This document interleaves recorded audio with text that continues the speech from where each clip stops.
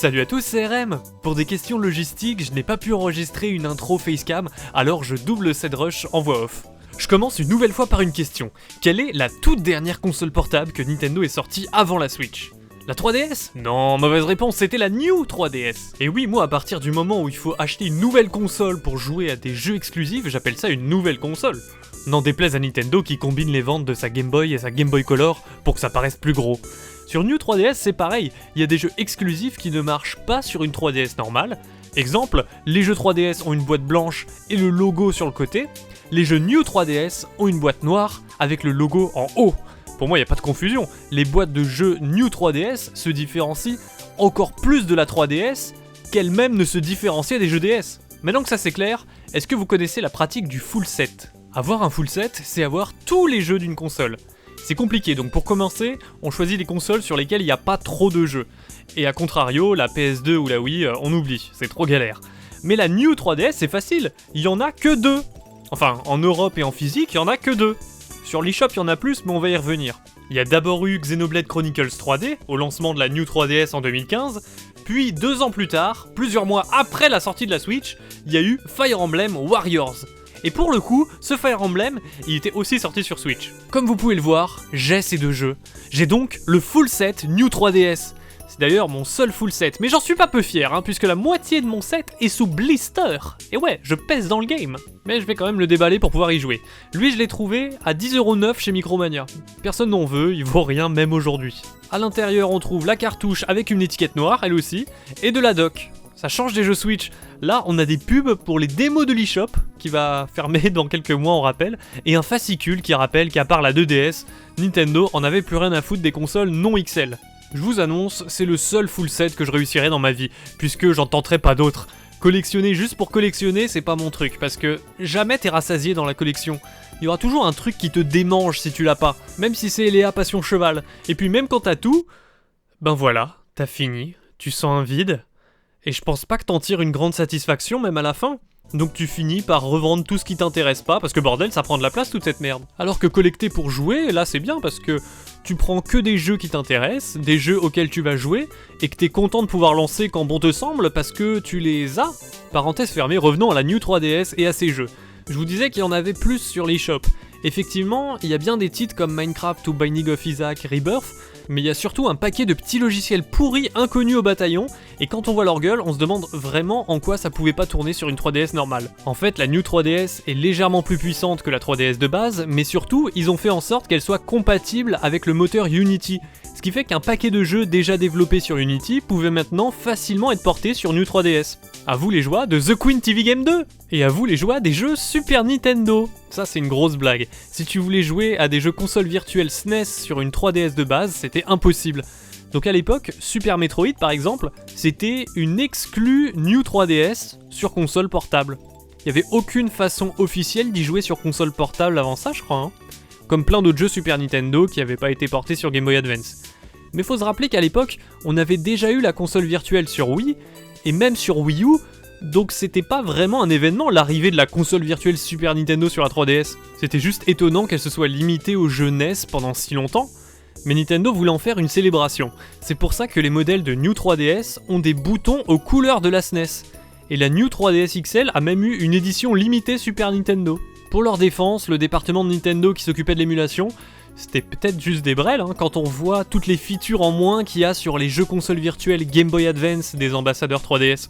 Sur les jeux GBA, tu peux pas faire de save state, ni même mettre la console en veille en la fermant. Le jeu continue de tourner.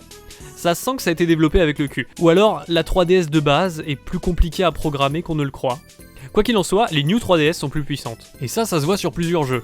Hyrule Warriors ramait énormément sur 3DS, parce qu'il y a plein d'ennemis à l'écran, mais sur New 3DS, ça va, le framerate, c'est acceptable. C'est marrant, c'est vraiment comme le boost de FPS des consoles next-gen actuelles. Alors quand la question s'est posée de sortir Fire Emblem Warriors, ils ont dû se dire non c'est mort, 7 FPS sur 3DS ça fera mauvais genre. Faisons-en une exclue New 3DS. Et c'est malin parce que sinon je m'y serais jamais intéressé à cet épisode. Et on aurait eu que Xenoblade Chronicles 3D comme jeu avec une belle boîte noire. Donc maintenant il est temps pour moi de vous parler de ces deux jeux là et uniquement de ces deux jeux là parce que j'ai pas joué aux exclus dématérialisés New 3DS. Vous me connaissez, vive le physique et fuck la beauté intérieure. Commençons par Xenoblade Chronicles 3D, vu qu'il est sorti en premier. À ne pas confondre avec Xenoblade Chronicles 3 tout court, qui vient de sortir sur Switch et que j'hésite encore à prendre vu comment j'ai pas kiffé le 2. Mais bref, le 3D sur New 3DS, il était impressionnant, parce que le jeu est très grand, très ambitieux, et on pouvait pas imaginer mieux comme vitrine technique pour illustrer le gain de puissance de cette nouvelle 3DS. Ça me fait dire qu'on aurait complètement pu avoir un portage de Twilight Princess sur New 3DS en fait. Xenoblade Chronicles est un jeu que j'avais adoré sur Wii 4 ans plus tôt. Et graphiquement, franchement, on a un rendu similaire au niveau des détails.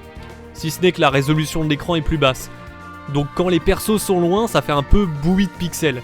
Mais comme souvent sur 3DS, la 3D relief rattrape un peu les soucis de résolution, vu que les pixels se mêlent les uns aux autres. Par contre, la 3D de Xenoblade, c'est pas la plus bluffante. On n'est pas sur le rendu des autres jeux Nintendo comme Mario ou Zelda. Là, la 3D est assez légère. Mais elle est là, c'est déjà ça.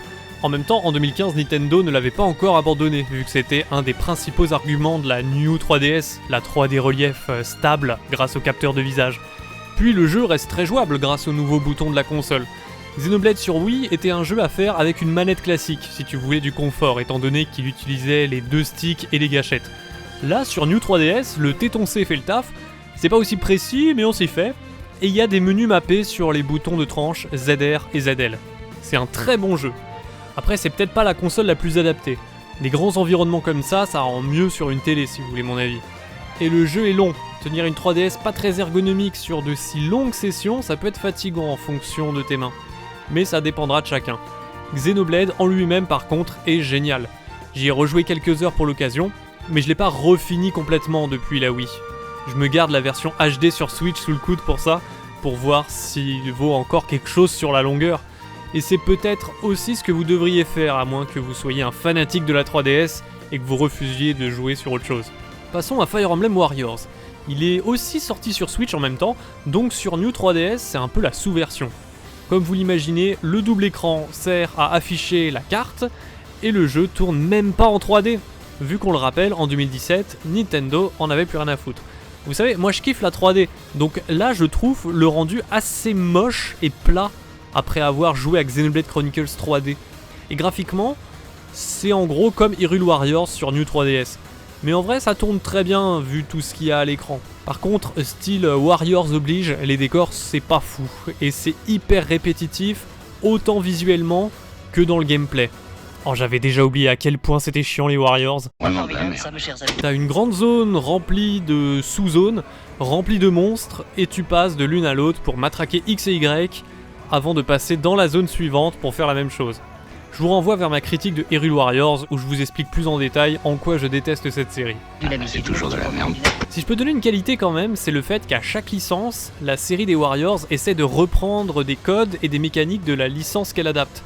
Donc tu vas retrouver le triangle de faiblesse des armes, l'écran de montée en niveau et des références à des scènes des autres jeux. C'est préférable d'avoir joué à quelques Fire Emblem avant. Ça rendra l'apparition des persos plus intéressante. Mais sinon, vous les connaissez déjà les persos vu qu'il y en a 50 dans Smash Bros. Côté histoire, on a bien des cinématiques, des dialogues, mais ça sonne vraiment comme du remplissage prétexte. On est au niveau d'un Fire Emblem Heroes sur mobile. C'est pas comme une vraie histoire de jeu vidéo prenante. C'est même pas vraiment comme un Fire Emblem non plus, malgré les fenêtres de dialogue qui ont le même style visuel. C'est une succession d'événements qui ont rien à voir les uns avec les autres, mais qui servent à introduire tous les héros de la série Fire Emblem. Si vous voulez un bon scénar et une mise en scène propre, retournez plutôt sur Xenoblade. C'était donc mon full set New 3DS, les deux seuls jeux qu'on avait eu en physique en Europe. Et on n'en aura pas d'autres. En 2019, il y avait des rumeurs que Kirby au fil de la grande aventure serait lui aussi une exclue New 3DS. Ça avait tourné sur plusieurs sites internet, mais finalement, que nenni. Donc Balek, en plus c'est un jeu Kirby, donc ça fait une merde en moins à acheter. Oui, je troll pour vous embêter. Ça aurait toujours été mieux que Fire Emblem Warriors, mais Kirby, je comprends vraiment pas ce qu'on lui trouve quand on n'est plus en CM2. Sinon, il y a eu des jeux pas exclusifs après 2015, mais qui sont quand même bien adaptés au New 3DS, ne serait-ce que pour bouger la caméra avec le deuxième stick.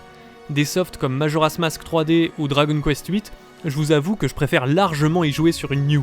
Est-ce qu'il y a d'autres jeux que vous auriez aimé voir en exclu New 3DS ?